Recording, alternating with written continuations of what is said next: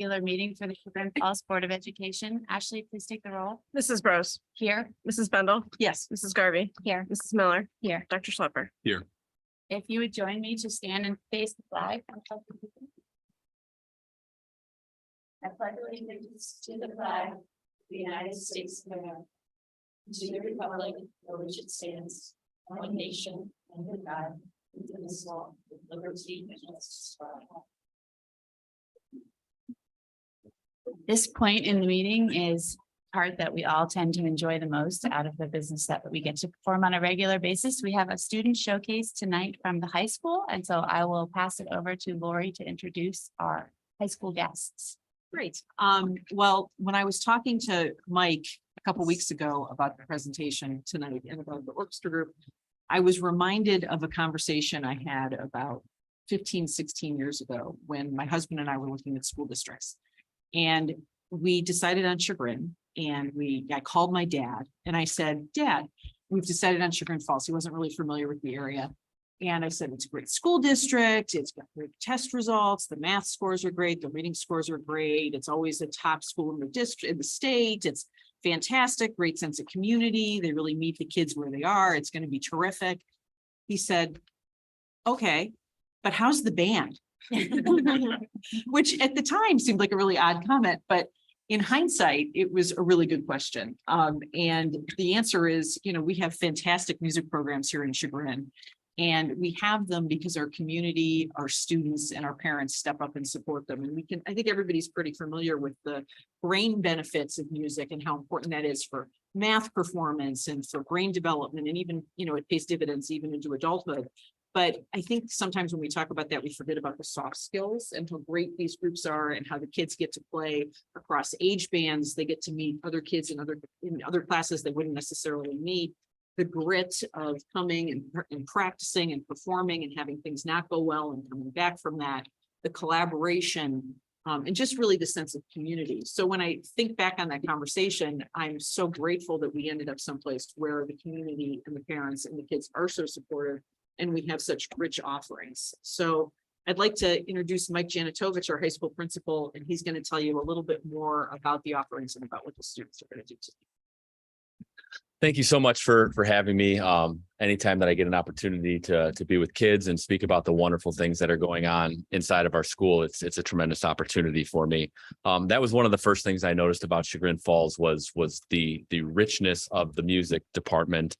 And it's easy to see the concerts that go on, the marching bands, the things that are on public display that everybody kind of identifies with.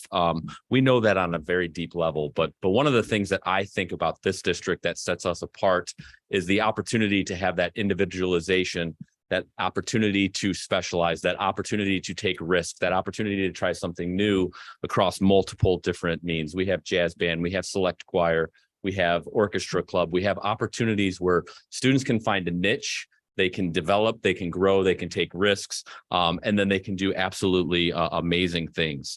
So tonight, one of the first things that I want to start off with is really recognizing one of our smaller groups, a club group that we have, Club Orchestra, and they're going to start the evening off by playing a song for us to get us ready to go and show off some of their talents.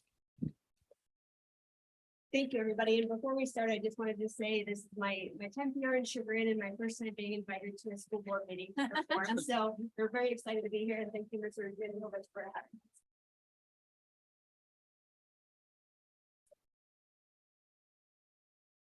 This is Rocking Around the Christmas Tree.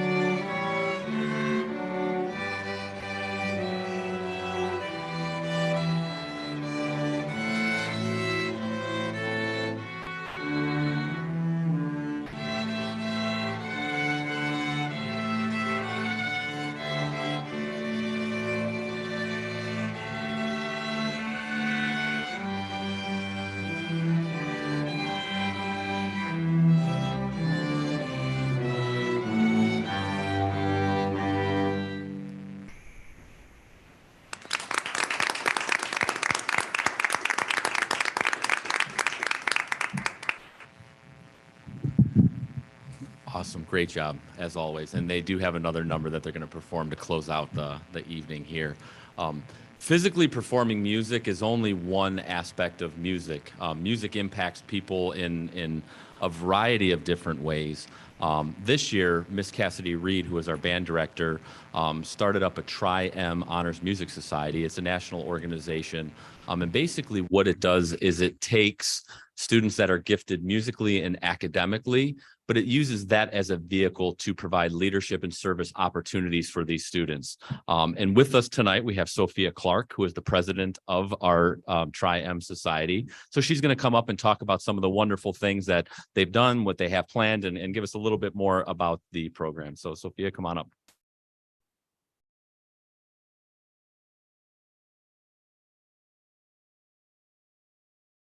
Well, hello, everyone. Good evening.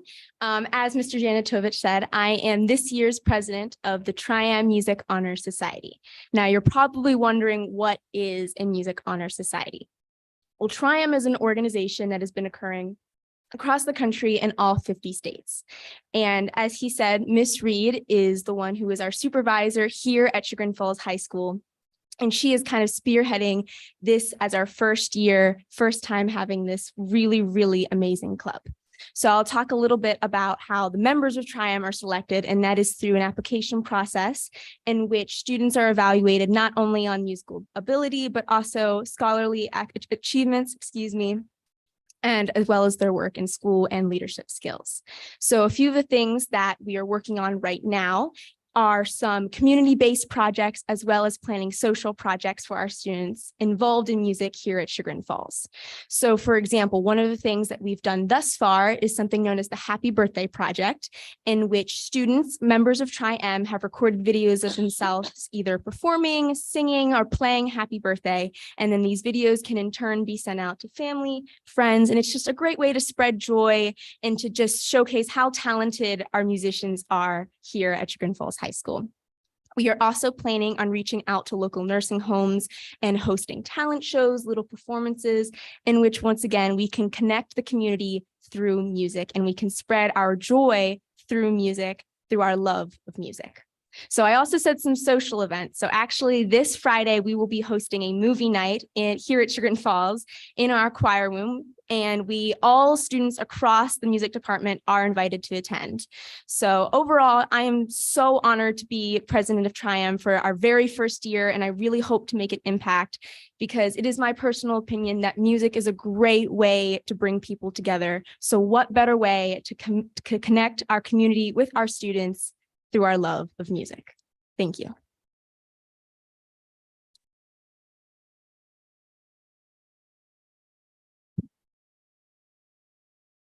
All right. Now, unfortunately, our next performer was sick today. Left a message. I was going to try to have her Zoom in, but she wasn't here. But the reason we were going to have Gretchen perform today is that we have a class in our school called songwriting class, and sometimes there's ensembles, there's small groups. And you play with people, but sometimes musically talented people want to do things individually, or they want to compose, or they want to write, or they might not be able to play an instrument. So we have a songwriting class. And if you're not aware, basically it's a class that kids can take multiple times so they can continue to grow and develop as they move throughout the class. It focuses on a specialized area. So if kids come in there saying that I love classical music, they can work on classical music. If they say, I love hip hop, they can work on hip hop. If they like ballads and folk music, there's different things that they can focus on that is individual and special to them. They work on song structure. They work on theory concepts, arranging of music, traits of good songwriting, but they also look at the legal aspect, the copywriting aspect, in case if students want to get to a point where they want to record, perform, sell, have their own music, have some gigs. And then as they just develop, they work on their unique voice and their skills. So Gretchen is not here today, but this is a student who, it just happened, she was in our office with her guitar and playing, and I come out, I'm like, what's going on out there? Like, this is awesome. And she was jamming, and I'm like, can you sing? And she's, can I sing? And she sung one of her songs, and it was like, I'm getting goosebumps. I'm all teary eyed. I'm like, this is absolutely amazing. So she came to me afterwards and she shared that she had put it all on SoundCloud. So she went into a recording studio, and all of this was sparked. I mean, her desire was there prior to probably taking the songwriting class, but given that opportunity to really develop and have it supported, allow her to create something that is now out there. And last I talked to her prior to this is she's trying to get gigs and moving out there. So I do have a little selection here that I'm going to play for you to see what a student at Chagrin Falls was able to do.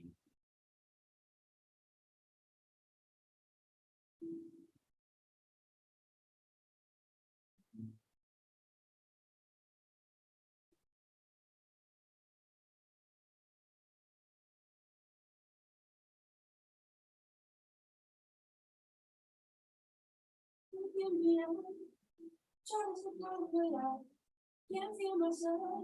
When I stand right up, I don't see no problem with you. Say I'm wrong, yeah. Say I'm good. Don't tell me why. Still gonna be that no problem. You make me understand. From now on, you will see what it's like to be me. Don't tell me why.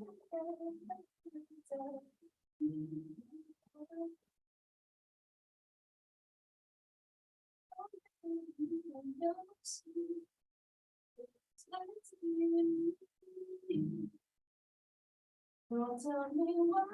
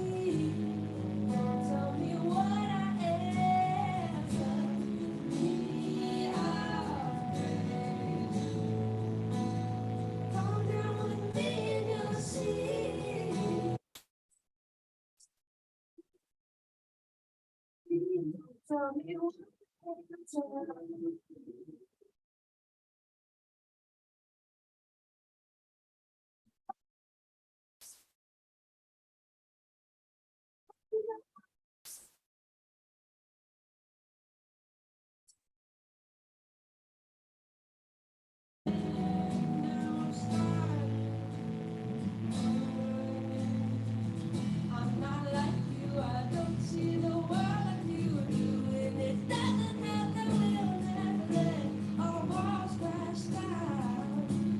So we can't avoid and my heart aches for you to forgive me, but you ghosted me, and I'll never figure out why you never called me back, making me feel.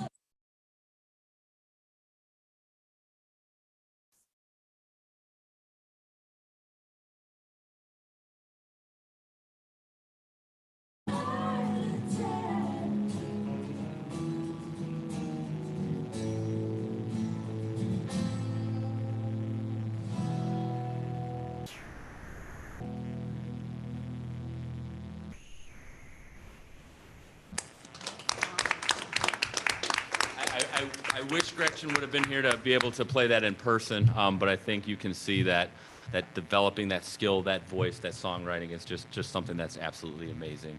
I know I walked us through, some of the highlights of the inner music department that you might not see on the surface, But this is just the surface for Chagrin Falls, because if you took a look at our art department, if you took a look at all of our departments, we have just as many amazing things out there. And thankfully we had the opportunity to share our musicians today. So in conclusion, thank you for this opportunity for me to showcase some of these wonderful students, some of the wonderful teachers that put these programs into place. And thank you for the Board of Education for supporting our students and the wonderful things that they do. So without any further ado, I'd like for them to close us down here today. Enjoy, we wish you.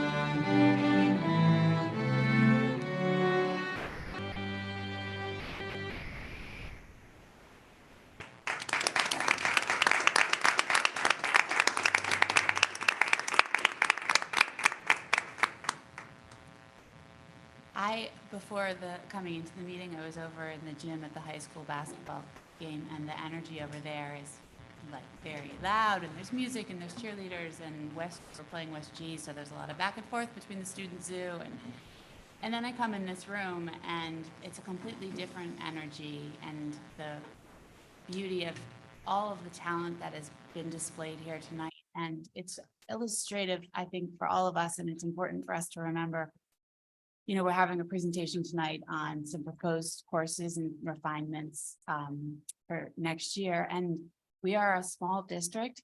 We do an incredible job of giving our students the opportunity to grow themselves in ways that are interesting to them and represent their unique strengths.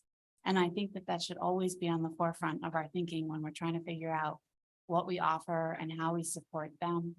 You know, I keep hearing over and over again of the importance of electives at the high school level and clubs at the high school level. And you can see how much it does just for the whole student. And, you know, it's nights like tonight that I'm really so incredibly proud of all the work that is done in the district, all of the people that just give endlessly of their time and energy and heart for our students. And, you know, we're all very lucky to be able to send our children to the Chagrin Falls schools, and we're fortunate to have a community that supports us as well. So thank you for making the time to come tonight, getting the students and sharing that with us. That was really special. And I hope Gretchen feels better wherever she is. Well, they cleaned up quickly. Yeah, they did. They have swimming, I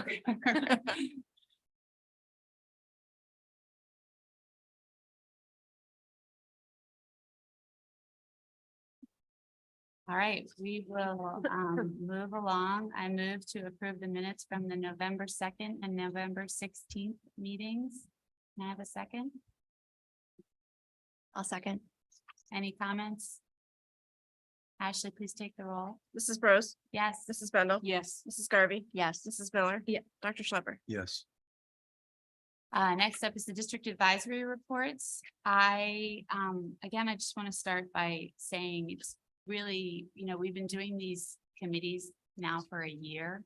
And it's interesting to see it took some time to put the structures in place, and some of them are still working on bylaws and committee formation, but I participated in intercouncil today, which I'll get to later on in the meeting, and there's definitely been a shift in the district of everybody coming to the table, more representation, I think, from the administrative leaders and people beginning to understand how those roles work and interact, and knowing who to go to if they have questions or comments, but also just a shift in the type of conversation. I mean, we had an hour-long conversation today about the grant funding process for intercouncil and, gaps that exist. And it was so solutions oriented and teams of people working together to figure out like, well, let's do something. And everybody bringing their expertise, Mike chiming in with, let's not reinvent the wheel. I have an idea.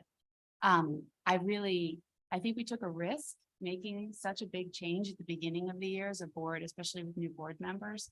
But I'm really beginning to see it paying off in a way that I think has lasting positive ramifications for how the district operates. So with that, the athletic committee met a couple weeks, 2 weeks ago. And we went through, so we've had conversations as a board about equity among sports and equity among all our extracurriculars, actually. And in those conversations, in the formation of the athletic committee, it became brought to our attention that we have had supplementals in the contract that we haven't actually been fulfilling for assistant coaching positions. And it's been for quite some time, like more than a decade. So none of us really had the history as to why those coaching positions weren't being filled.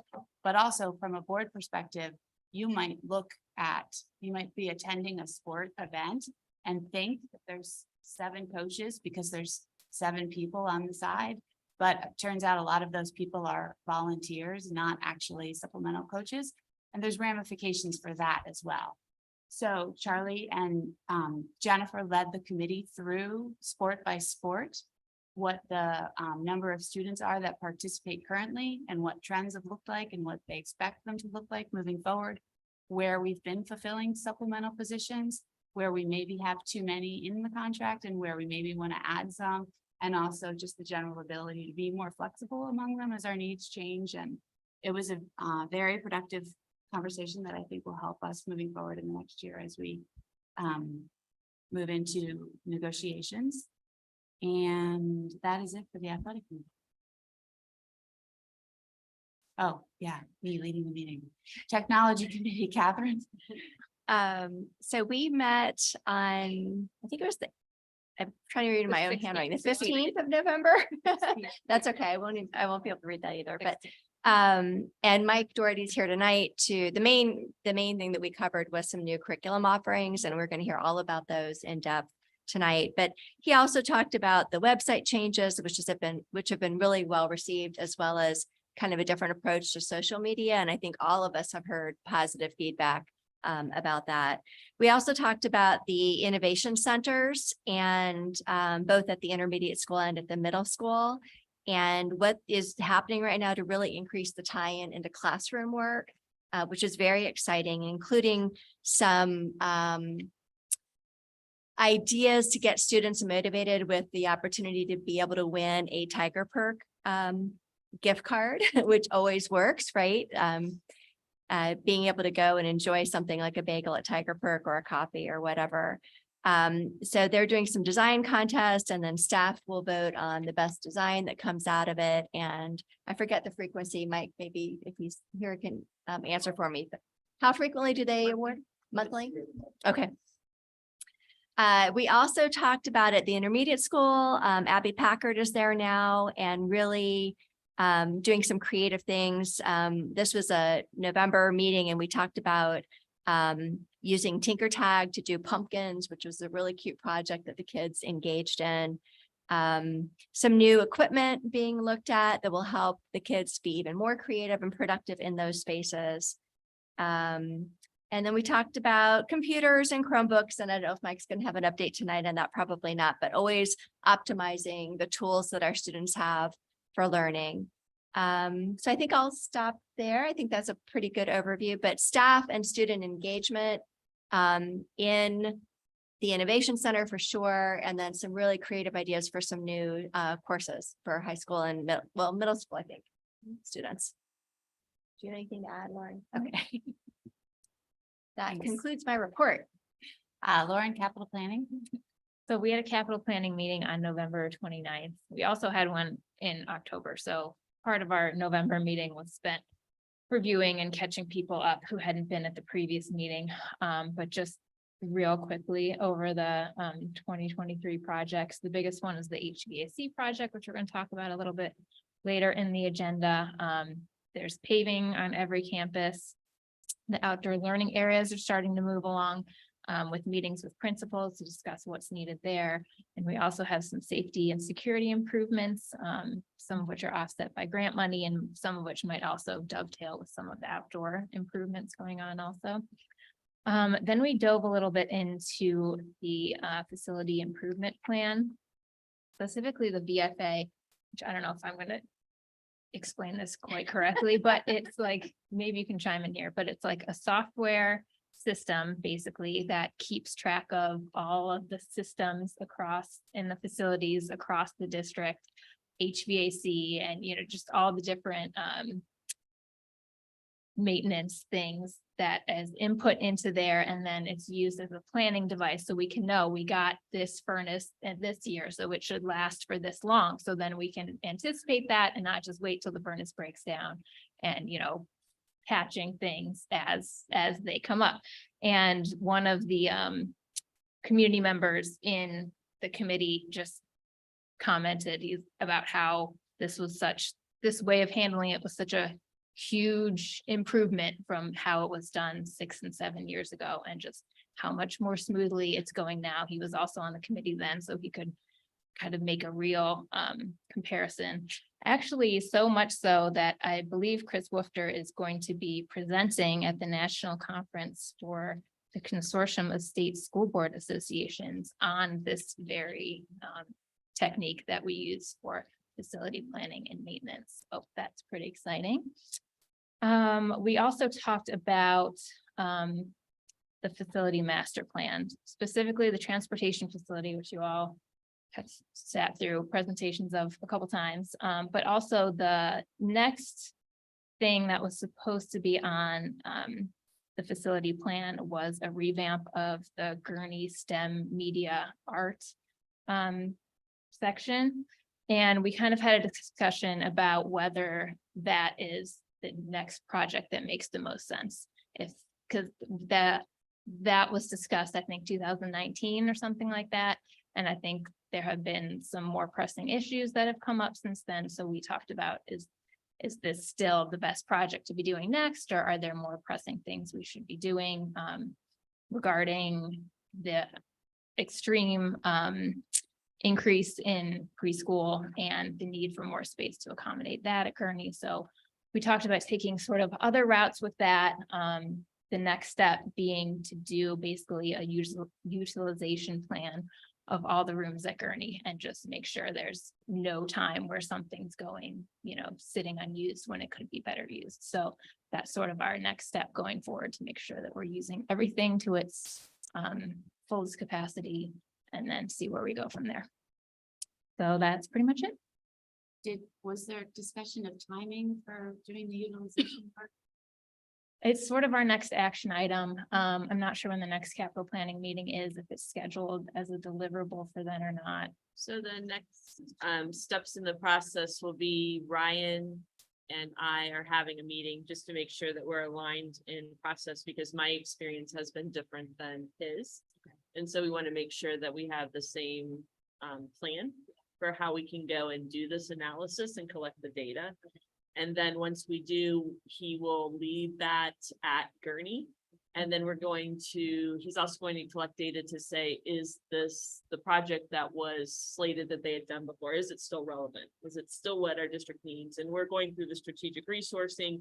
So Chris is bringing that information through strategic planning to the table. And so we're kind of gelling all of that together. So I would say that will occur over the next probably 2 months, probably through February. And then Chris will schedule a facilities committee meeting and bring that back to the committee, and Ryan can share that these are the edits to that original facility improvement plan. These would be some changes that we would recommend, or some ways we could refine what we were thinking and how we could elevate those services. Really, it's early childhood learning is the piece that's kind of exploded in some respects, but it's because we changed our service model and the number of students that we're serving is greater. And I think that that's better. And we just want to see how we can accommodate that. So they're working through that process. My favorite moment of that meeting was when the educational side collided with the facility construction minds. And so there was about a half hour of this wonderful conversation where we kind of melded. Where you're talking about structures and construction costs and how things lay out in the planning process. And then you have the administrators on the other side talking about how preschools are formed and how we calculate and project enrollment and how we serve with therapies and services and have to have smaller rooms. And those conversations are so exciting because I think there were some moments where just thinking was stretched. And I think that's what those committees are for. So. Can I just ask clarifying? So as I recall, we had also decided to let strategic planning play out kind of before pulling the trigger on anything. So even though the work is being done in the analysis, it's not like any construction is being considered right now, because we want to look at it holistically and make sure that everything comes together in the right way. Okay, just want to make sure we were. Yeah, what I'm On the same hearing page. is we recognize that our needs have shifted since Right. that plan was put together in 2019, and it Mhm. dovetails very nicely with the new strategic plan. Actually, it's exactly what we tried to lay out as a process when we first hired Venn Design, which was we have this facilities master plan, and we know from a mechanical purpose, we're going to need to invest in these things. Can you help us understand how educational needs, while we're doing that, if there's an opportunity to improve something, can you help us plan with that? And it seems like that's actually the process that has come together, which is great. Policy, Lori? So I have very little to report, which I consider to be a great thing. We're meeting about 2 hours a week, and our last meeting last Thursday was maybe 15 minutes, and we're starting to get the hang of how these policies are going to be brought to you, how these policies are moved between folders. A special thank you to Jen Benko and to Jennifer, who've been really taking on a whole nother huge piece of work to get these done and get these processed. But we've gotten, the one thing I want to clarify is there was a folder that you saw that was an orange folder that at one point was in the drive.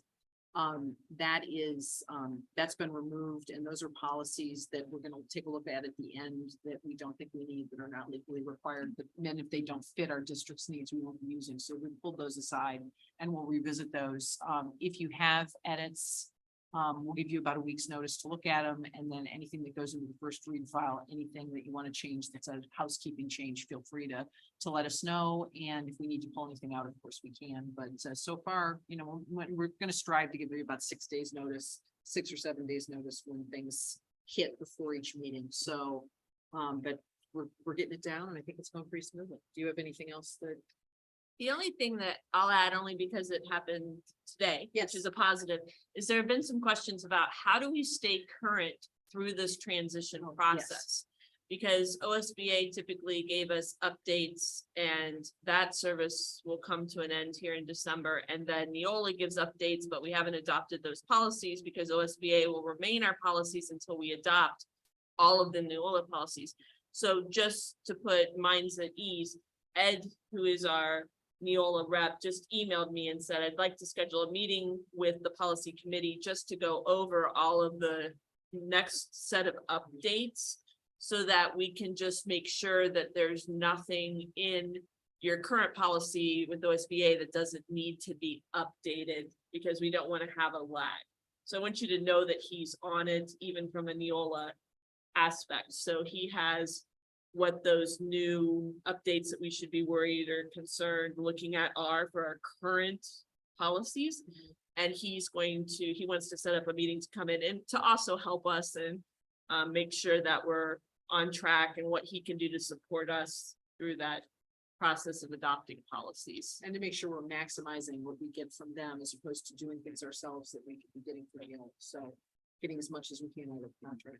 That's great. Can I ask a follow-up to that? So is the idea that we might pull a policy forward from Neola kind of out of order, because otherwise we would be amending an OSBA policy? Or is it to amend the OSBA policy in the interim and then keep the Neola policy kind of in the timeline that it was originally in? It would depend on what the amendment would be. So Okay. how major is the change? Mhm.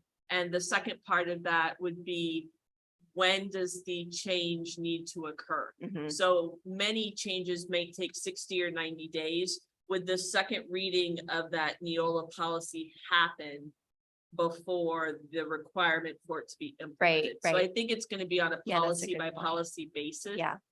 And I think we can still get the PDQs from OSBA as well. So Christie's working on that so Okay. that we'll have both as a reference. And I think we just make the decision of which one makes the most sense. Okay, What- great. Thank you. What's the, what timing are we working towards with going full transition to Neola? When all of the first readings are done.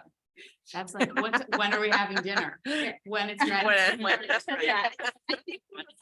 A little more specificity, just. 20%. We're picking up speed. Yeah, okay. And Ed would like us to be farther Yeah. along. I mean, Okay. he wants us to be, he wants to come and meet with us. Okay. So that's Right. a sign that he wants to support us. But I think when Ed comes, he'll help us. We need a timeline, and I will Mhm. tell you that we had to get a process. Yeah. And now that our process is so strong. Yeah. We're ready for the timeline. Yeah, We weren't ready for the timeline because we really didn't know how we could do this and ensure that the integrity of what the district believed and did in those OSBA policies were going to flow through in the Neola policy. So and what Neola policies we truly need and didn't need. And now I'm fully confident that that's in place. And so now we just put the timeline underneath it. And I think we're confident that we have a process now that we're getting the policies to the right people, for feedback. They're seeing the question, they're getting it back to us. But there was just a feeling until recently that we still had some holes we had to try to figure out how to plug and how to do it efficiently on a reasonable budget, where we were not using extra labor that we didn't need, and we were maximizing what we were getting from Neola. So I think we're there. Well, from a board perspective, I needed to go through the last meeting and this meeting to understand the process as it pertains to the rest of us as Right. well too. So I feel better tonight about. I also just really prefer the structure that they use. Yes. The policies have much more clarity. I Yeah, think, it's a really good, once we get the structure and then the administrative guidelines, and then it's a really good structure. I'm happy with the pace. I mean, for me, that was like 3 or 4 hours of reading, so. Yeah. It does, well, that's good, right? And that was like Pace. 25 policies, so just kind of keep that in mind. If we like double that, we Yeah, just need no, to I- have enough time for us to Right. prepare. And know that I am your person that puts the policies in the drive.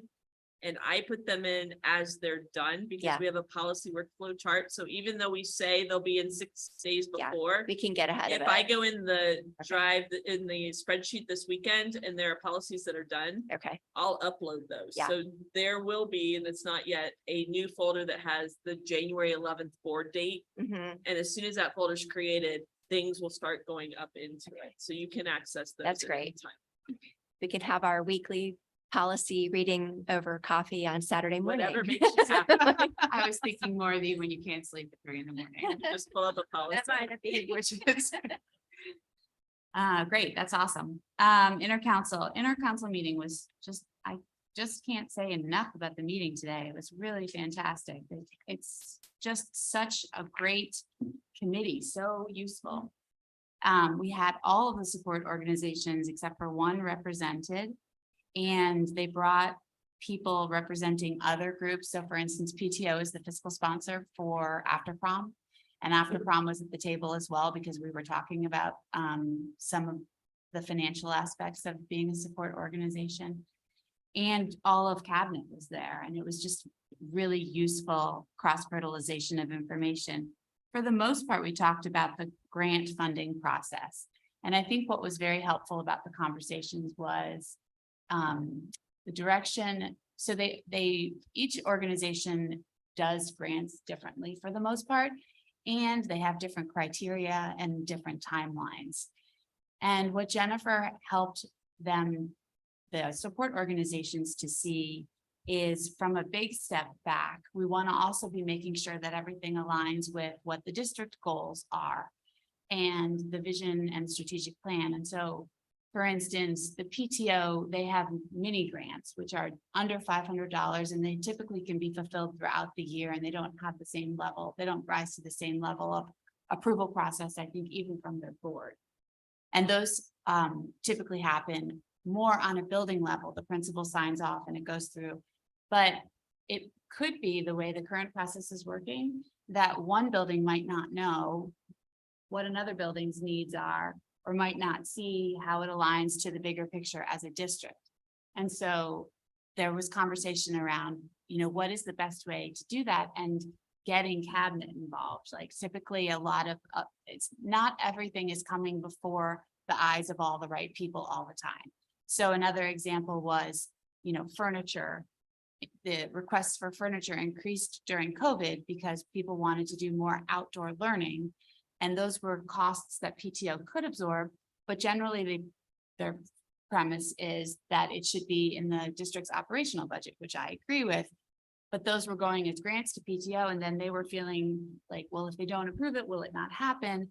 But they were not necessarily crossing Chris Wifter's desk to even see if it was in his budget to begin with. So we're going to meet again in January. Mike is doing some research on, instead of reinventing the wheel, there are software management tools that exist that would be very useful for everyone. And I think it'll really improve the vetting process. I think it'll help make the communication easier for everyone. I think it will bring in our district experts on the educational side on a more regular basis.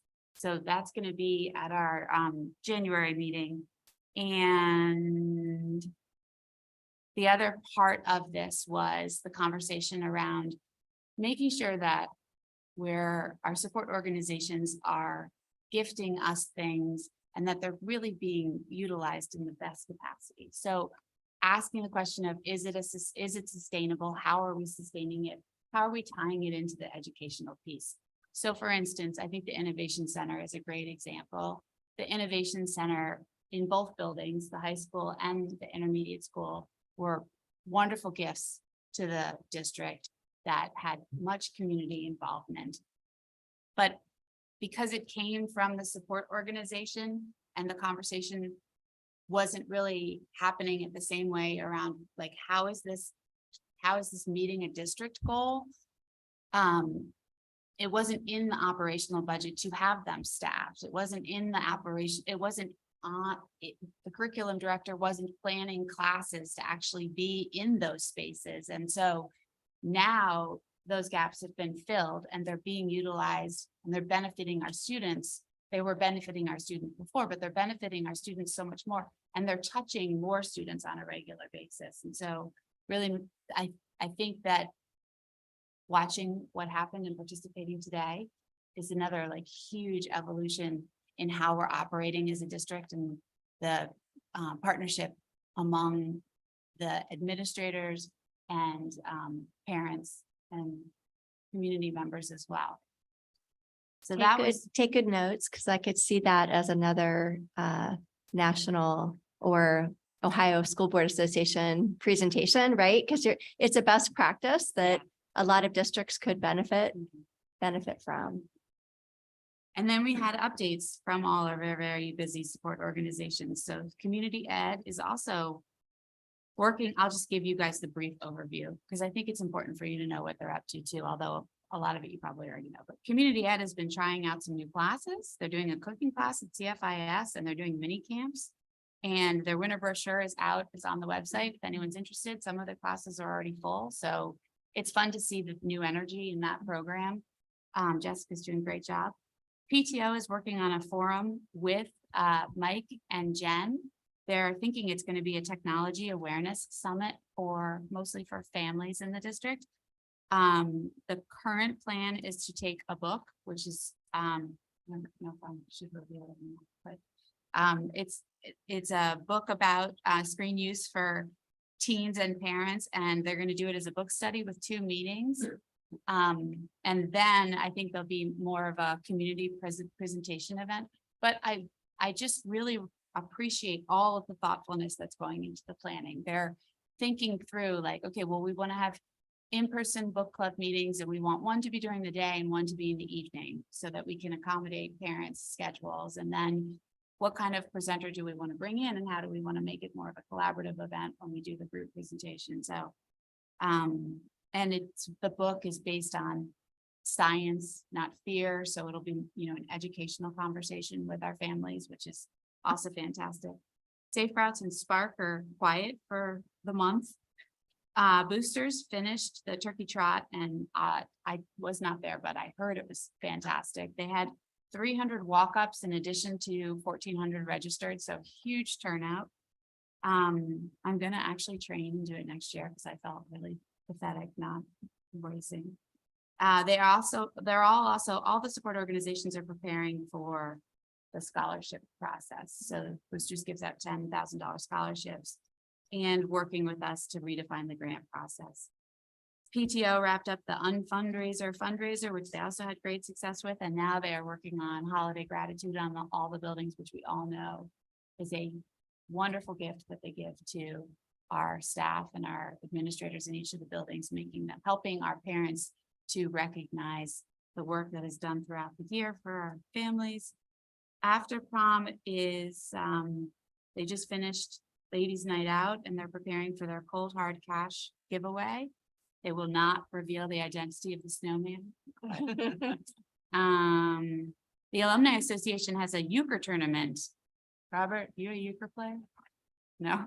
Anyway, it sounds very fun. February 4th, 5:30 at the town hall, $30 a person. It's an elimination round. It apparently gets intense. So Jared was looking for a partner. I don't know if any of you saw the video footage of Andrew Bros throwing a pie at Mr. Molman, but he had a full wind up and smashed him in the face, leading to great conversation in the Bros household around, was that an appropriate way to handle the fundraising activity? And do you need to go in and apologize tomorrow? But I was guaranteed that it was all in good fun. And he's still talking to me and today asked me if I'd be his euchre partner. So I'm going to take that as a sign that we're okay. And I don't know, Jennifer, Mike, anyone that was there. Did I miss anything from Intercouncil? Ashley, you were there too? No? I was there, but I was saying, no, I didn't have anything Okay. else. All right, moving along. I recommend agenda item 3.01, which is to appoint Lori Bendel to be president pro tempore to reside at the January 2023 organizational meeting. I moved that. Preside. Wait, sorry, which To is preside. We don't want her to live there. We don't want her to live Did I say there. preside? We don't. It's a typo on the agenda. Although it might feel like residing. Can I have a second? I'll second it. I just want to confirm, you're going to be at the meeting, right?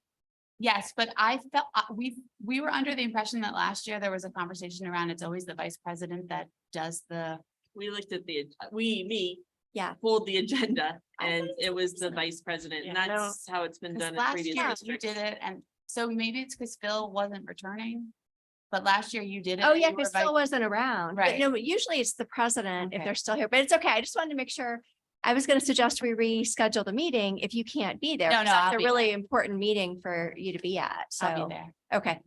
We were just, did you hear, was your ears burning? We were just talking about you. Good. Okay. Any other comments on that? Ashley, please take the roll. Mrs. Bros, Yes. Mrs. Bendel. Yes. Mrs. Garvey, Yes. Mrs. Miller. Yeah. Dr. Schlepper. Yes. At this point, I'll turn the meeting over to our superintendent for her report. So our first item would be the new course proposals and refinements for the 2023-2024 school year, and that will be Mrs. Quinn.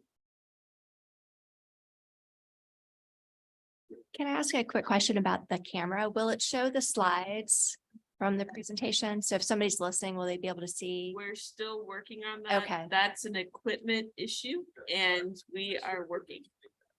Oh,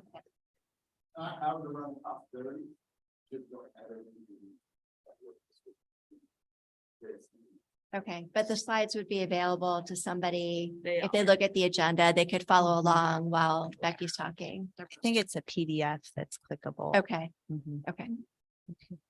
Well, I appreciate the opportunity for us. I'm actually not going to be the only one presenting to be here tonight to talk about our new course proposals and refinements for next school year.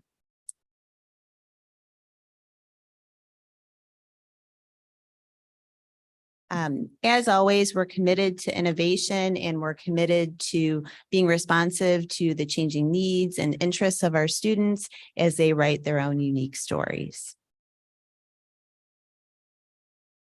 Oops.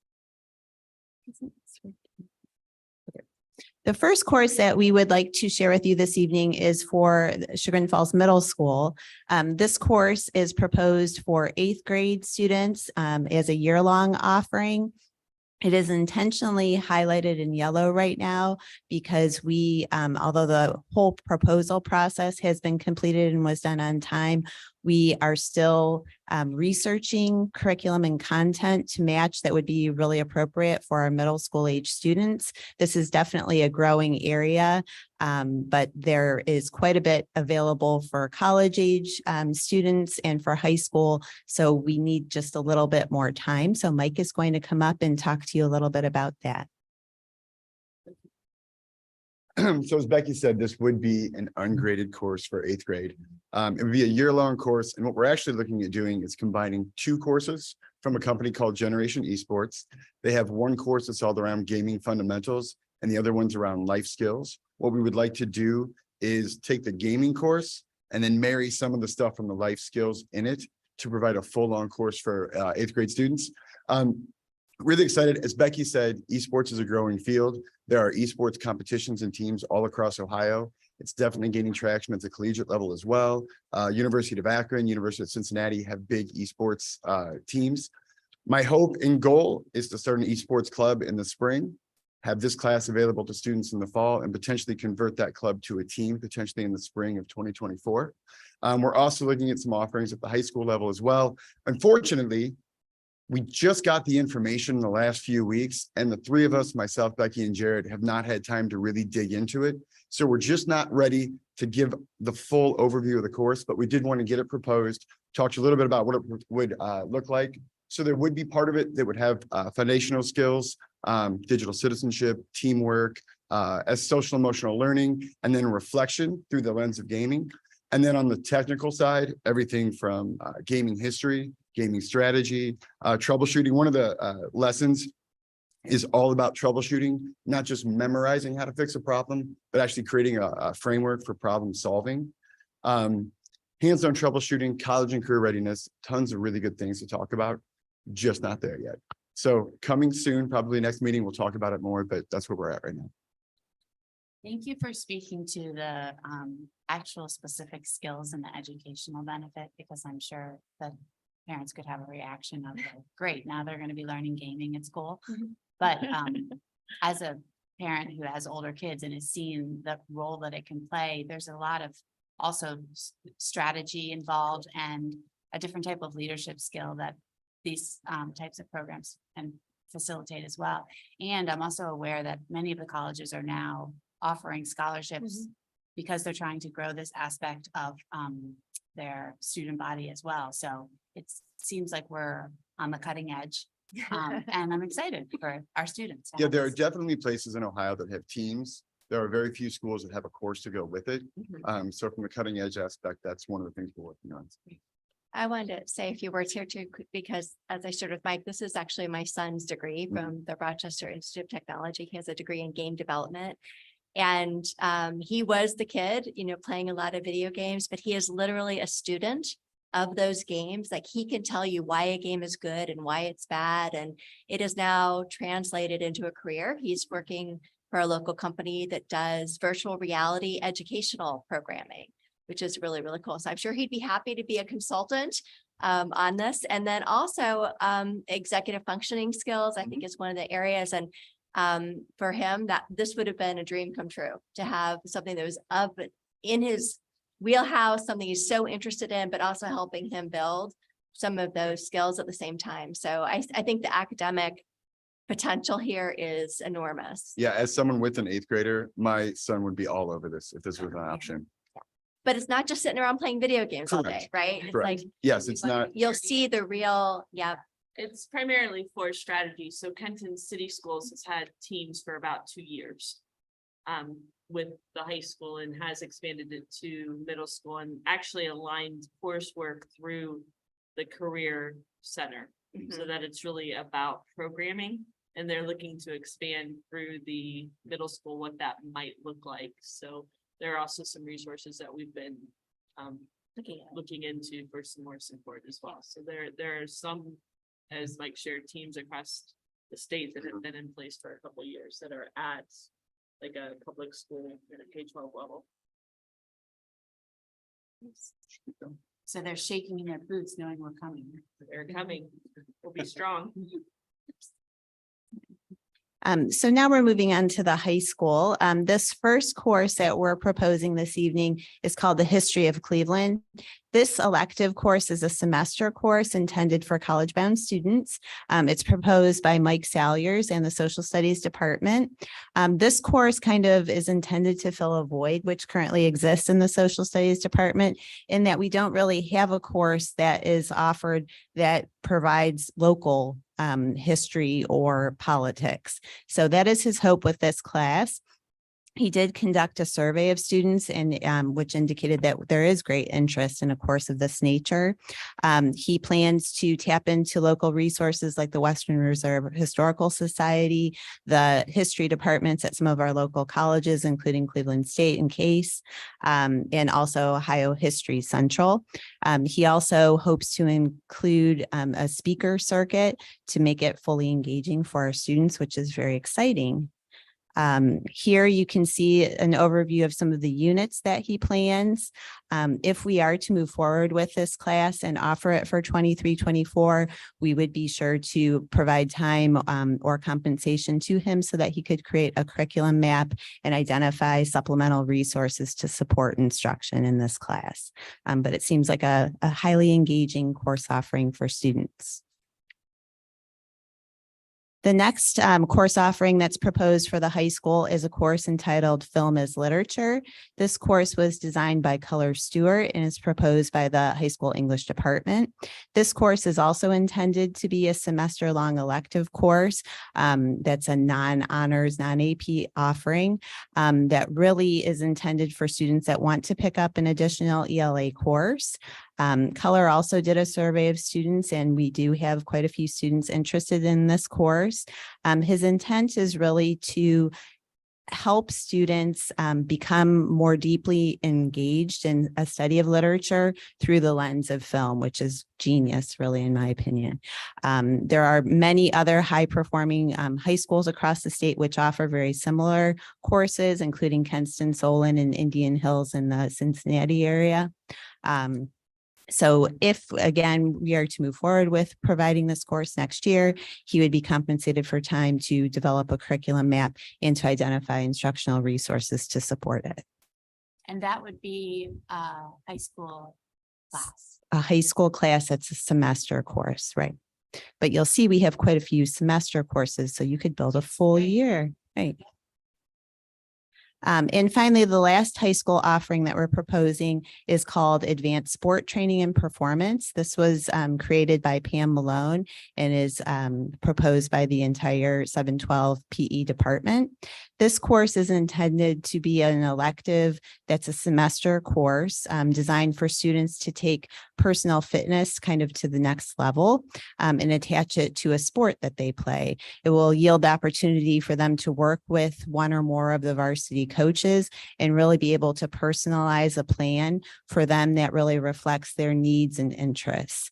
So it's kind of an exciting opportunity for our students to grow their interest in personal fitness.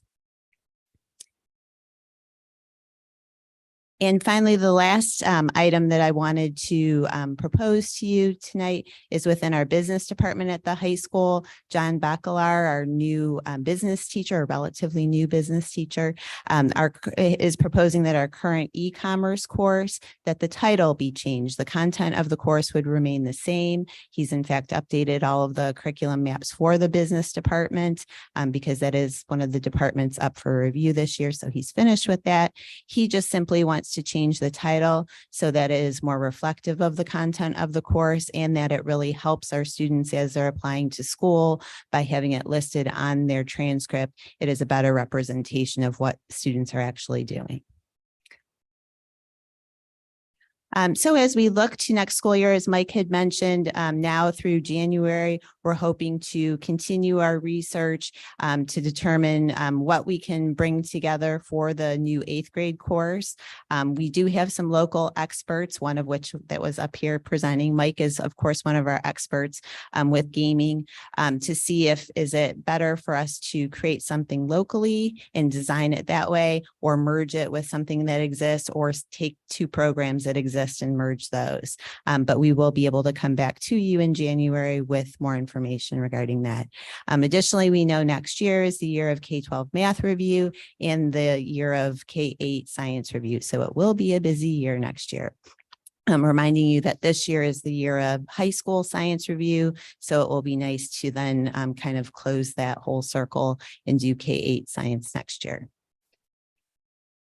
Additionally, for next year, with our new Director of Student Advancement, Jared Molman, he is continuing to find different needs that we have across the district. So that, of course, will inform future decisions we're making for next year, as well as our continued data collection as to what do our students need, what are their learning preferences, keeping a pulse on what's going on with CCP and what new opportunities might be available for our students, in addition to all that we're doing with our district's strategic planning process, what new things are coming to the surface that we need to address.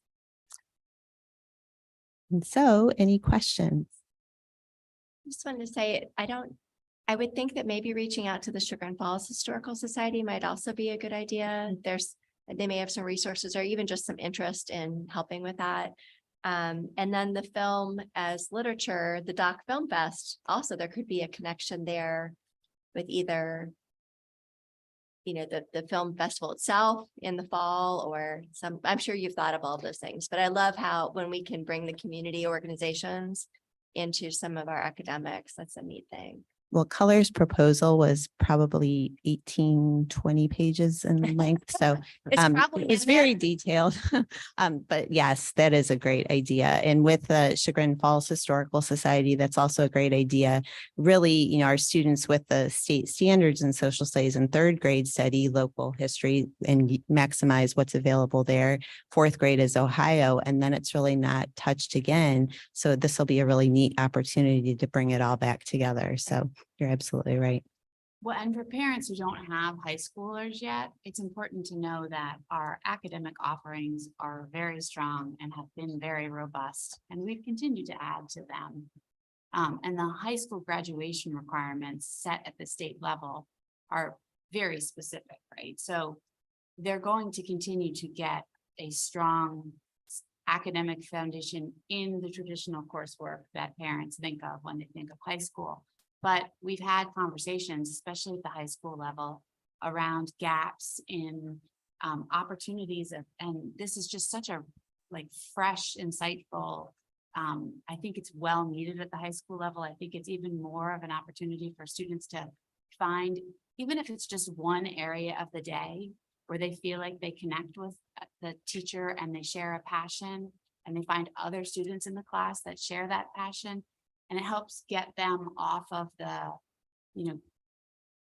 off of the tracks that they sometimes get stuck in because of the academic levels that they're taking in the coursework. And I spent a lot of time last year with the high school course description book because I had a student who just needed a break, which in our minds was something that plays more to his natural strengths. And we offer fantastic electives, but a lot of our electives are also still, very rigorous. Like you don't take an art class in Chagrin Falls and just go and play around in art. You're by junior or senior year, you're building very compelling portfolios. And so this is a great start. I'd love to see more classes like this coming before the board. And I'm excited for our students to have these opportunities. Too. I'm doing all the talking. No, I just want to add, I think we think about rigor as a certain thing, in a certain category, in a certain track. And it's when you have opportunities like film class, for example, it gives you a narrative vehicle when you're applying to college or when you're applying to a job, and it gives you a way to stretch your interests, even if you're adding that on top of the most rigorous English track and you're really interested in English. It's a way it gives you more vocabulary, more things to talk about, more ways to stretch and show your interests. So it can be a lot of things to a lot of people. Yeah. It can be an enhancement for a kid who wants to take an extra class in an area of interest. It can be a way to step back and connect with other kids. If you want to just maybe not take that most rigorous track or most academic is defined, certain way and explore. So it's really great. It's really about flexibility. Yeah, and I've had conversations with Kohler around the film class and he can articulate so well the ways that it continues to grow a student who may have decided that they're not an English person, but how it helps give them a platform to develop the same skills and critical thinking and is nodding. No, and I shared with Color, we went through it. I was a math and science person, and reading classical literature when I was in high school wasn't something that I had any interest in doing.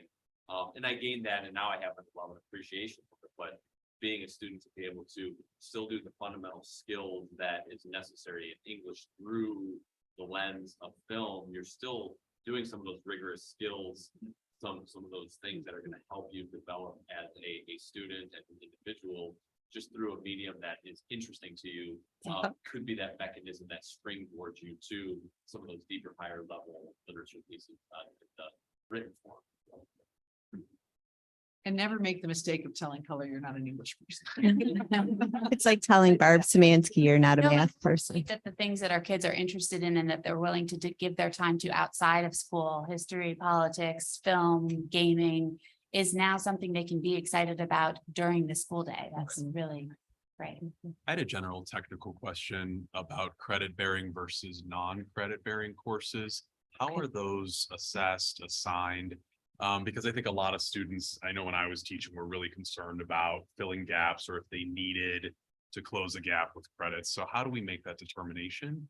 And because I think the first course was a non-credit. It's a course. middle school course. That was middle school. Yeah, so that Okay. was for 8th grade. The other offerings that run as full years, like the intro or the art exploration that was proposed several years ago and is flourishing now, also is ungraded. So it doesn't impact either way. It doesn't impact the GPA. It does become more dicey once students are in high school though. They have really 8 periods a day, right? They should take lunch. Some of them choose not to, which I don't recommend. But the high school graduation requirements leave them enough room to also find electives that are interesting to them and are somewhat required they need some. They have more room to take elective classes than what's actually required in terms of credits to graduate. Right. All right, what a fun night. Until now.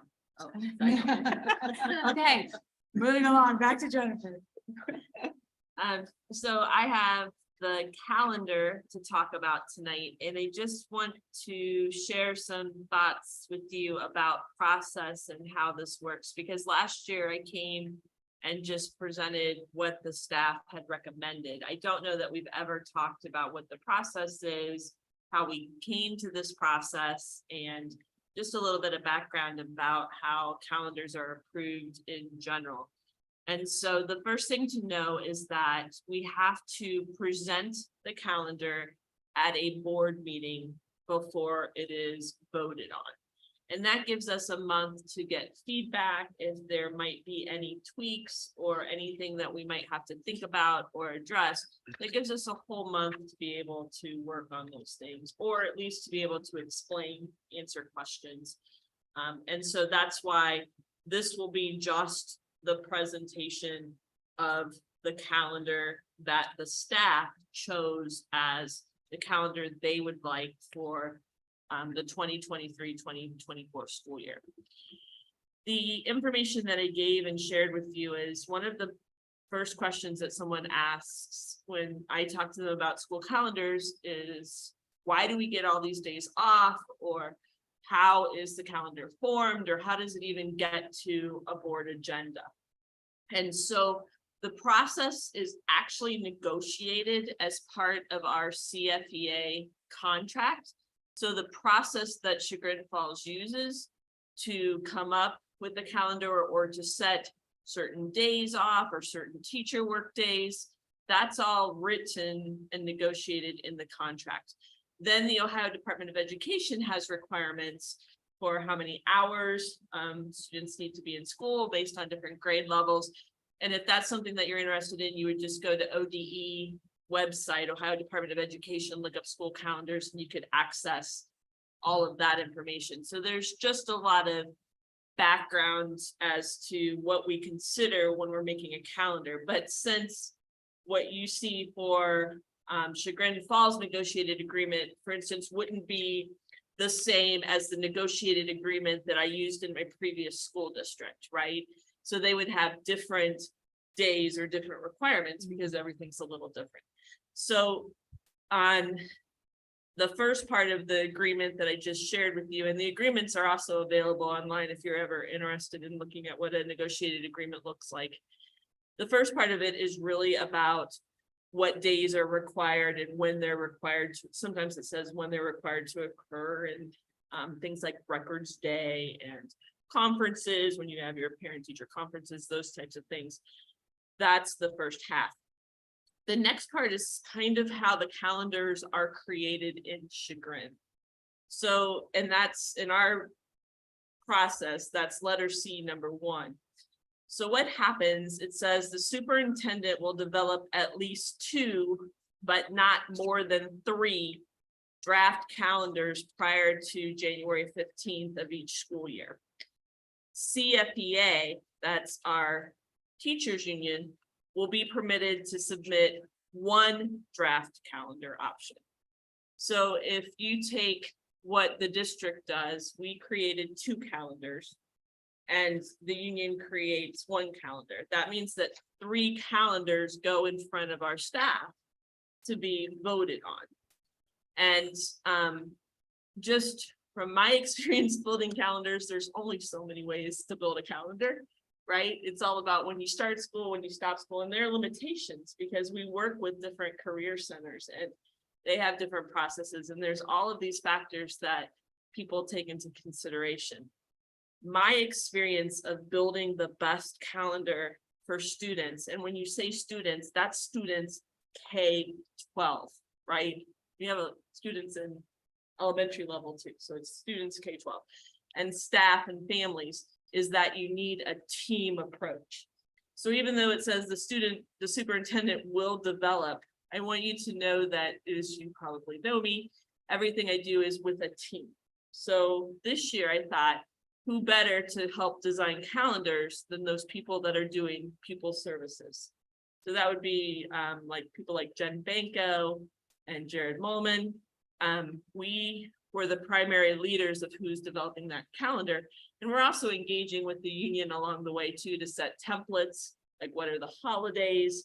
When do, what are the certain things that all calendars are going to have, those certain requirements?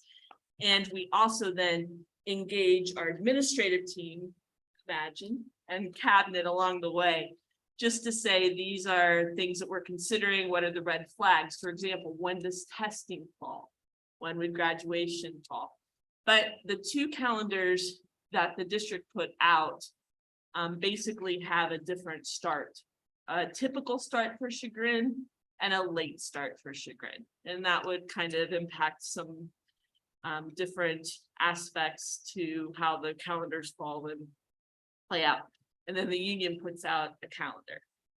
This year, the reason I'm going into so much depth about how calendars are developed is that I want you to know that each calendar that was developed was a good calendar for kids. Even the one that the union developed, they were good calendars for students, they were good calendars for the district, but the vote was super close this year.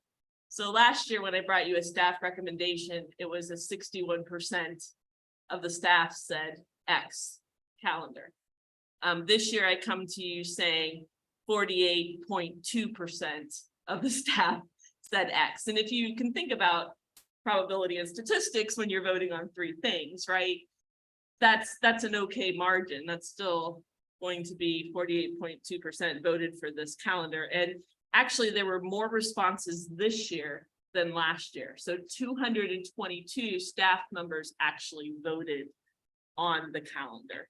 So I just want to give you all of that because the calendar that I'm going to share with you now is not similar to the calendar that we had this year in that it starts later in August. And so that will throw everything just back a little bit as far as our grading periods, as far as our semesters, and even the end of the year would just be again in June. Coming from a school district that had to always be out before Memorial Day, I'm getting used to June endings, but we had a June ending this year. So just wanted to explain all of that about process so that you understand the calendar that the staff chose out of the three calendars that they were given. So before I talk you through just the calendar part, which is what I'm required to do you have any questions about the process for building a calendar or how it goes out for a staff vote? If you were to propose a change to the current process, what would you? Good question, because I think the best process is to have a team approach with union members at the table. Now, remember, all this would have to be negotiated. And Yeah. so, the process I used in the past, which worked well. So if we could talk about that, was a team approach, just like what you do with your advisory committees, multiple people at the table. We only created two calendars. And we had staff vote on two calendars. And I think a vote on two calendars is a better vote than on three. But it's okay. I mean, we're following the process and I'm just saying that a two calendar vote is a better vote, but that's just a process. We'll follow the process. We did follow the process and we have a calendar that was designed by the district. That is a good calendar. It's a good calendar. I'm just want you to know that last year, 61% chose the calendar and this year 48.2% chose the calendar. So I felt like I needed to explain how calendars were created, but it is a good calendar. It's a little different. One question related, you talked a little bit, I think you're referring to like Excel Tech and other schools, there's athletics that come into play. So how does that piece of the process work where you're talking with other superintendents or with the Excel Tech programming to make sure that we're And Charlie. Yeah. And how games are scheduled. Right. So that's all taken into consideration. So process wise, what does that look like? So we take other district calendars. So many schools do multi-year calendars, so they're already approved. And we look at people that are in our league. We also look at people that are in our career center that we work with, Excel Tech. And so we'll look at like Mayfield's calendar.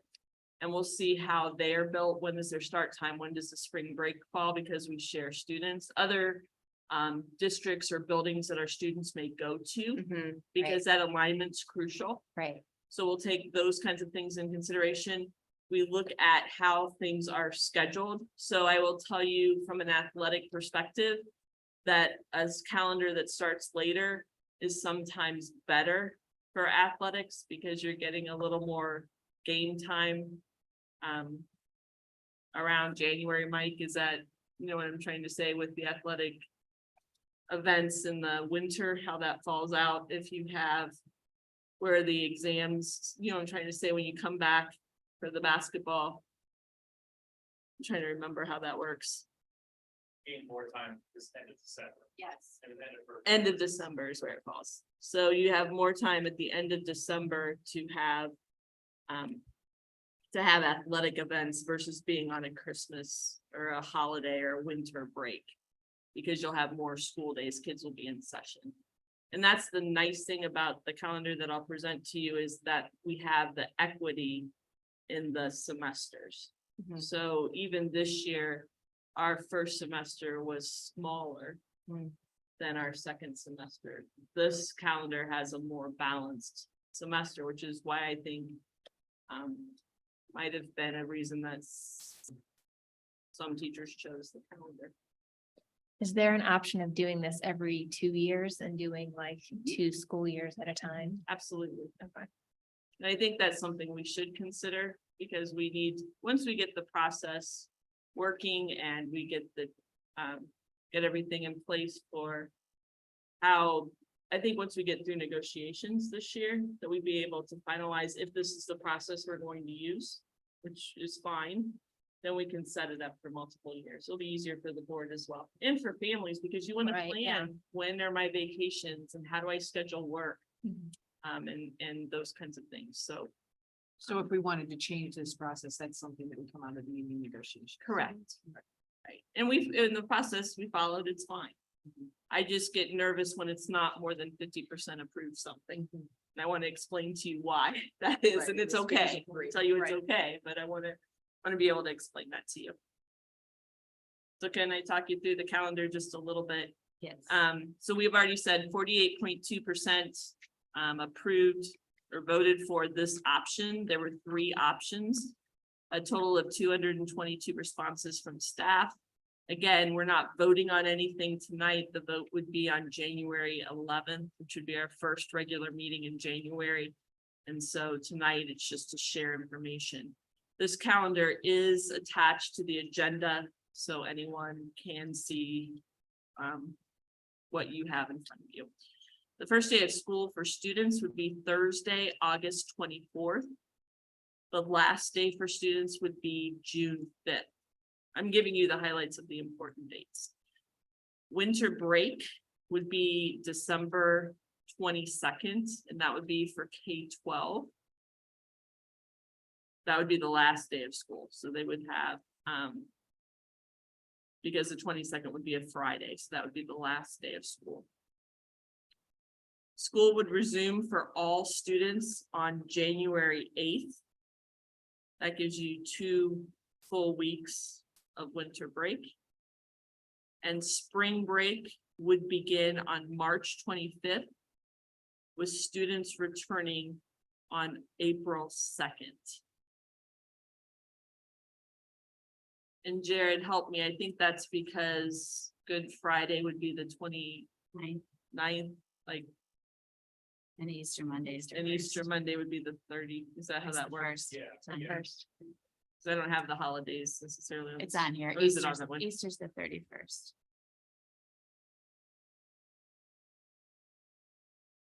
And also on this calendar, then you can see when the PD days would fall. So that's teachers and no students, as well as the required records day and work days that we discussed.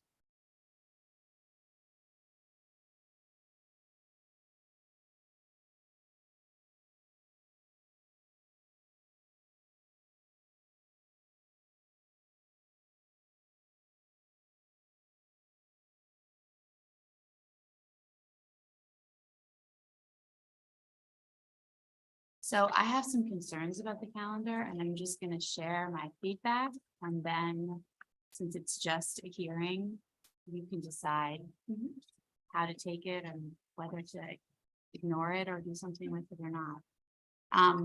My first concern overall is that it's the 2023-24 calendar year.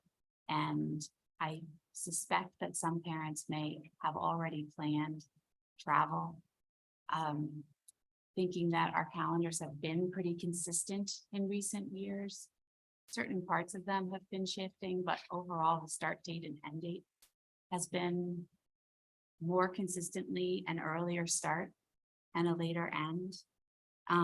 So I think the board should try and use this opportunity to listen to feedback if people are sharing feedback with us. So we know if that's a real concern or not, because this is a shift from how we did it this year. But then holistically, I think the process might have a flaw in it that is tied to the 3-calendar approach and also tied to the vote. And by that, I mean, your goal is to build a strong district calendar that supports all the students K-12.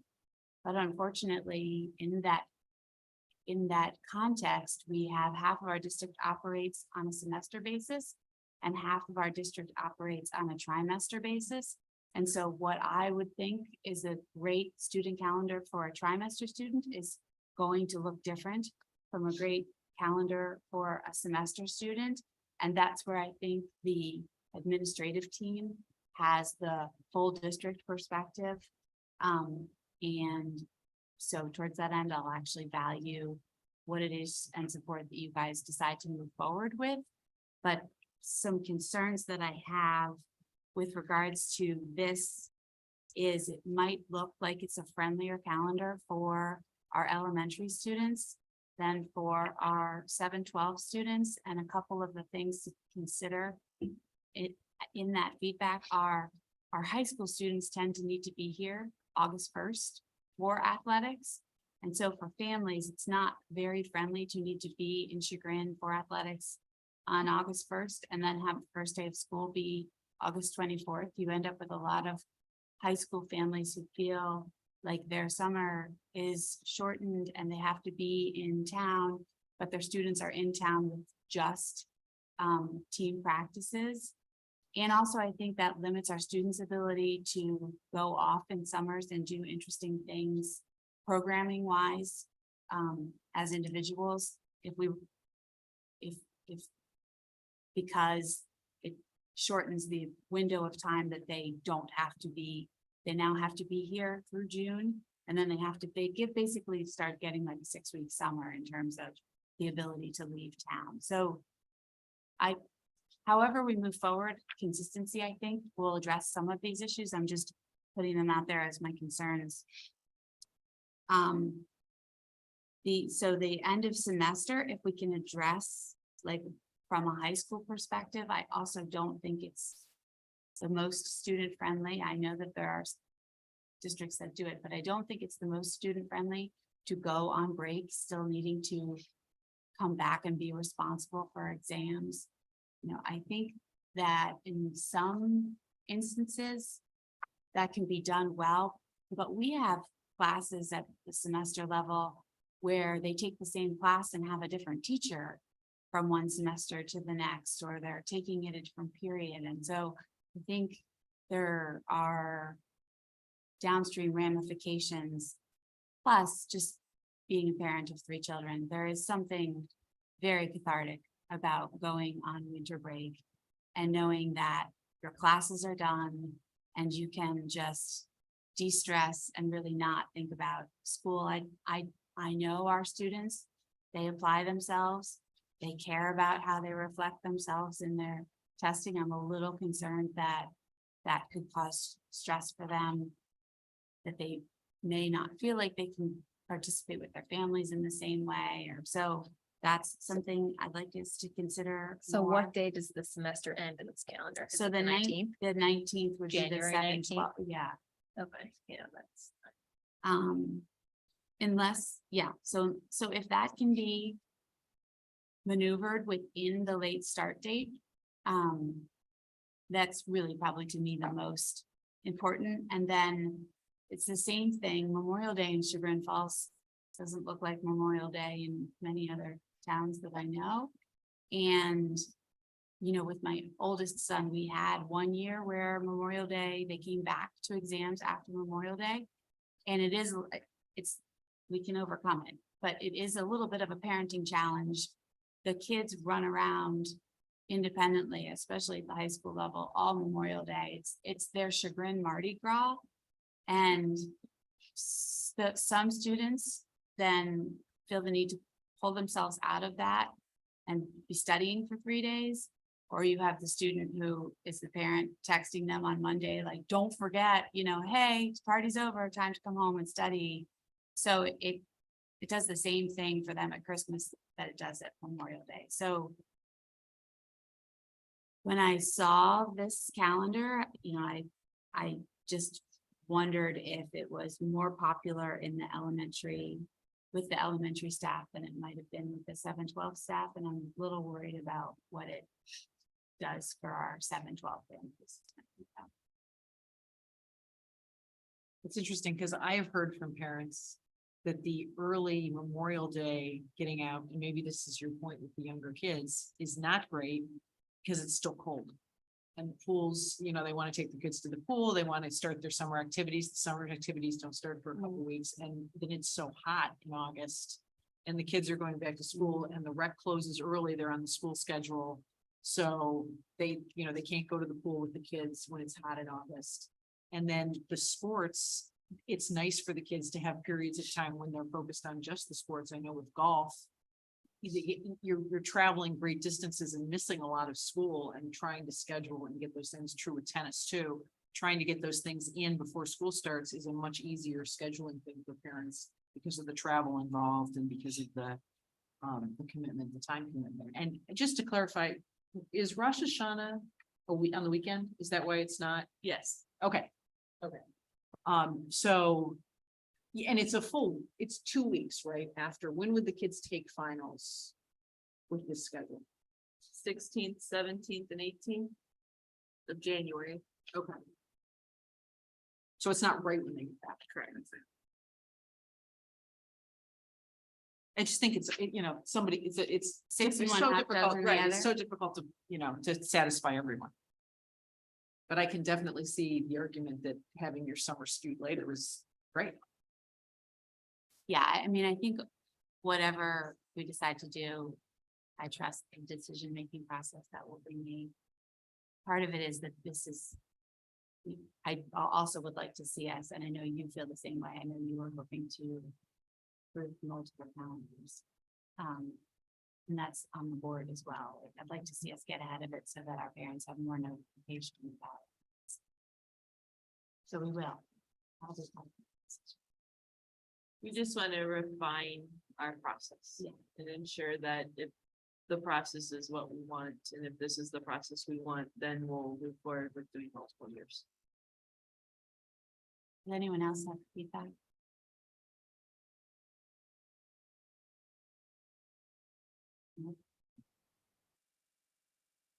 Right. Well, thank you for doing that. Thank you for. I know it takes a lot of time to put this together and.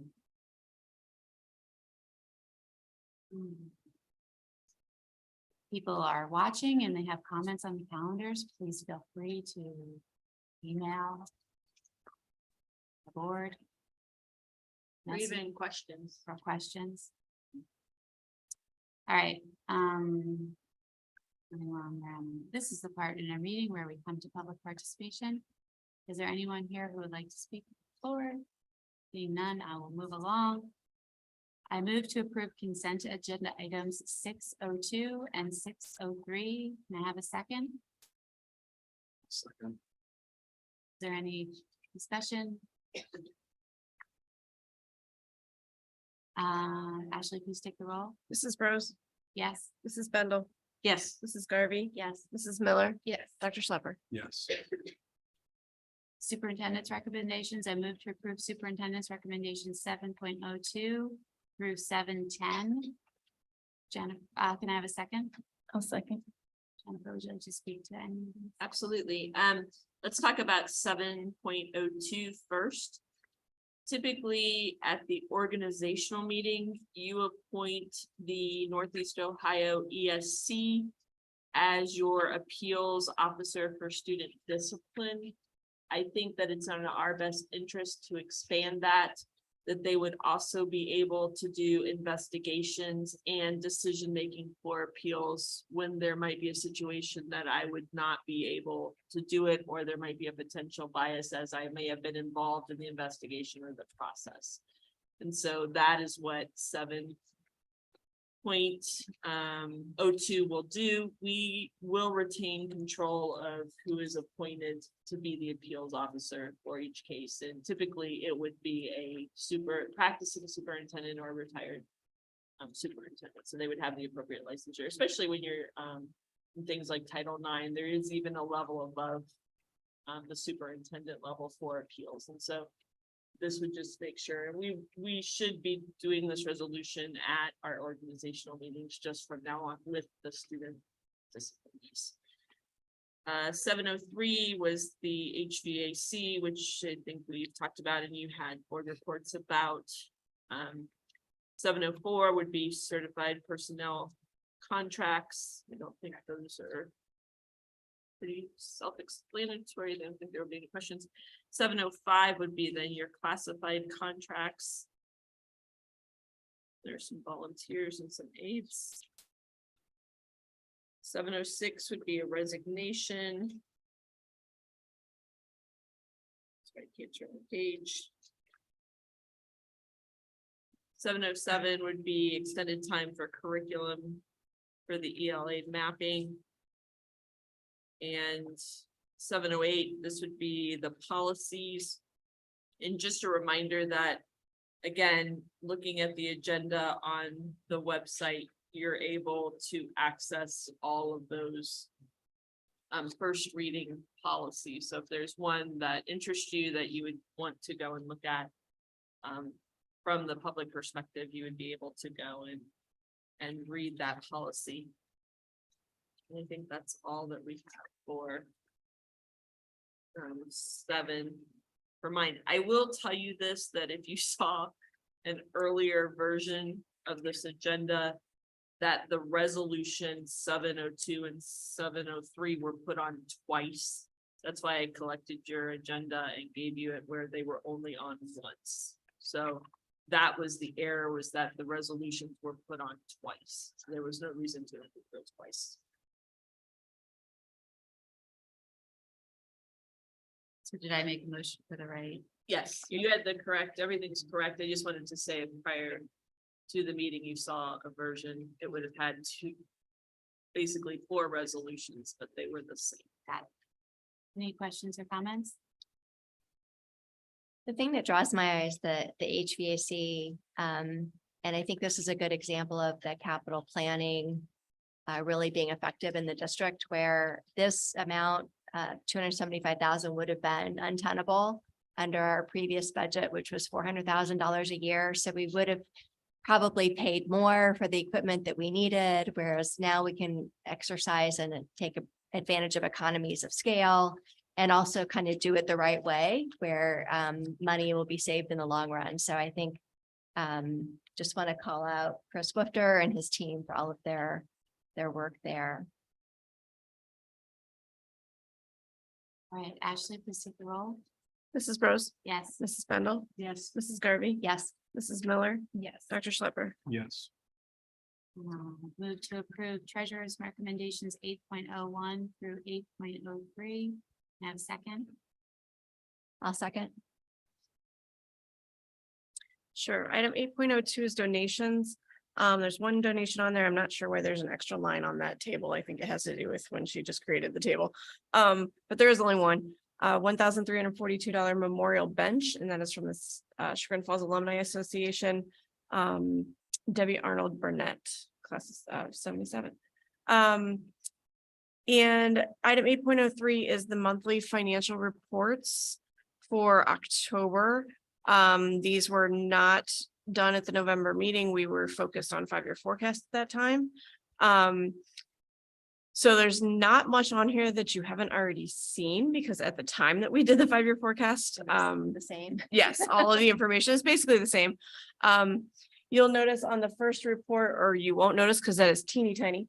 But if you're looking at it on your actual screen, there are a couple extra columns on here, and then all of those estimates for the remaining months throughout the rest of the year are filled in now. When there is no difference right now between our estimate and our 5-year forecast estimate, because this is October and the forecast was in October.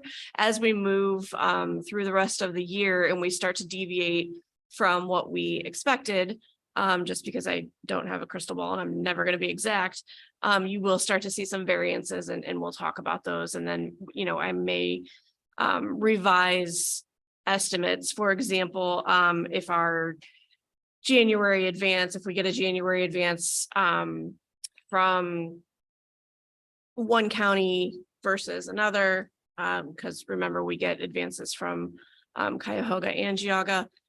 And I know now that we've received it in January, we're not going to receive it in February. It's not going to increase our estimate of our taxes. I might, revise some of those numbers throughout the remainder of the year. So, but for now, everything looks beautiful because it's exactly what we knew was happening in October. So moving on to the general fund revenue report, I did put a note on there, and you may recall in August, that $111,000 that was received in the miscellaneous revenue line. It was not miscellaneous revenue. We knew what it was, and there was a note on it at that time. When we were receiving student fees through IC, the reports that we were getting did not delineate what they were for. So all we knew at the time was it was fees. So we couldn't put it into the proper accounts. So we threw it in miscellaneous, got closed, moved on with our life until we could get and figure out how to get the reports that we needed out of the program. That has been fixed. And that money has been moved out of that miscellaneous revenue line item, and it has been moved into the fees fund in the proper accounts. So that's why you see that adjustment there. Moving on to expenditures, nothing out of the ordinary here. These are all consistent with the first few months of the year, and with what we obviously knew was happening in October. So you can go on, Mike. Down to, there you go. Look, this is the chart that we present each month, compares to the prior 4 years. We're at 4 years now of history. All of those gray columns are history, and then the orange columns are current year. Looking at the revenue, you can see over to the right where it's the fiscal year to date comparison. Revenue is up a little bit, which is not unexpected. We knew that was occurring. Going down to the expenditure one. Thank you, Mike. Revenue or expenditures have gone up from 21, but if you look from that 2019 column and compare that to the 23, it's pretty flat. So that change that we made at the end of 20 going into 21, really, you could see where, expenditures went down each of those 2 years, and now we're starting to pick up, but we are 4 years out, and our expenditures this year at this point are the same as what they were at this point in fiscal 19. So we really, just followed through on our commitment there. So I like to point that out. That's a levy cycle. Next chart is the general fund cash balance. So I like to present this just because sometimes when you're looking at these reports and you see in 1 month a really high cash balance, that's not what it's going to be at the end of the year. So I like to show this one just to show this is it's happens every single year, and it's because we get our taxes in the fall and then we get them again in the spring. And then we don't really get any money in between there. So that's why you see that up and down there on our cash balances. Moving on to the next report. This is the self-insurance fund summary. variance for October, we are slightly up again, and that balance there continues to climb, which is what we want to see. That will then in future years save us money. As we have a healthy balance in that fund, we will not have to take large increases in our insurance rates. So we're doing, this is exactly what we wanted to happen in January of 21. If I had shown you something that said, this is what I want it to look like in October of 22, this is exactly what it would have been. So we've been very lucky. This is not like a pat on my back, it's luck. But that's just a coincidence, not by design, right? Moving on to the next report, which is the financial summary report. This is just a summary of all of our funds.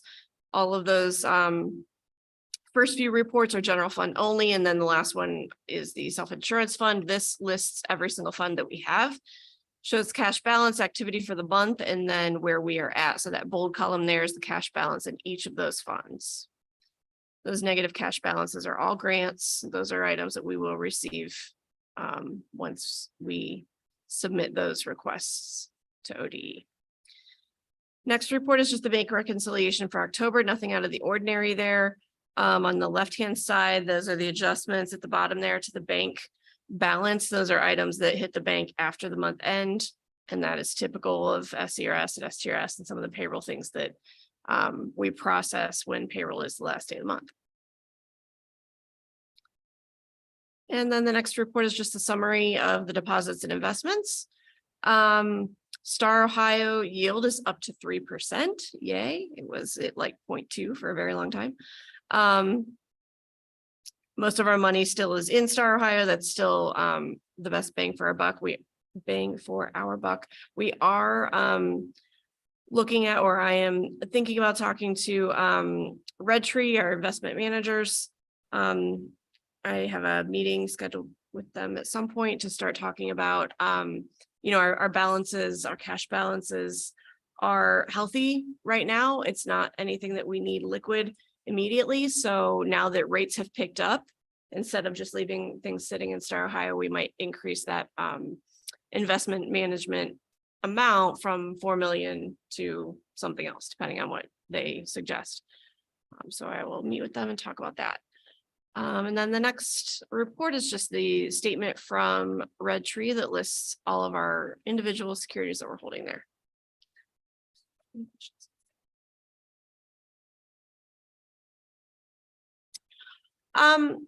It really depends. I mean, I have not gone through it here. Previous districts, it was really just kind of at the discretion of the treasurer. I was the assistant treasurer in a prior district and it was under me. And I handled it at that time. So I really don't know. We haven't gone through it before because just the environment that the world has been since I came here. So I'm going to talk to them, see what they suggest, see how drastic the change that they suggest is, and then, bring it to probably a board report. Maybe email, the board my suggestion. And then if there are any objections, then we could discuss.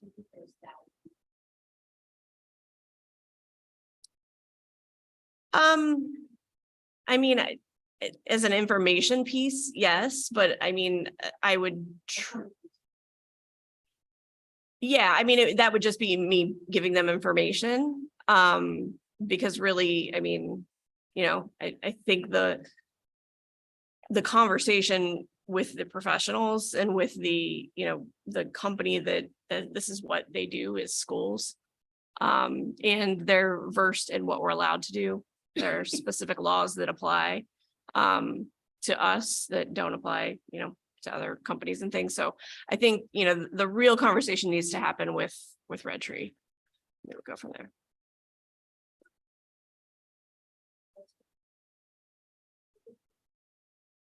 Where's the bench going to go? Do you know? No, I'll find Looks like out. a really nice bench. I really try to anticipate the questions I'm that are going to sorry. come, and that is not one that Where's the bench gonna be? But I will find out. Mrs. Bros. Mrs. Bendel. Yes. Mrs. Garvey. Yes. Mrs. Miller. Yeah. Dr. Schlepper. Yes.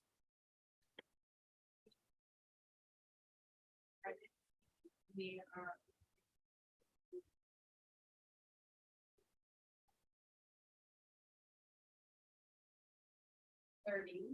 Followed by our regular board meeting at 7:00. And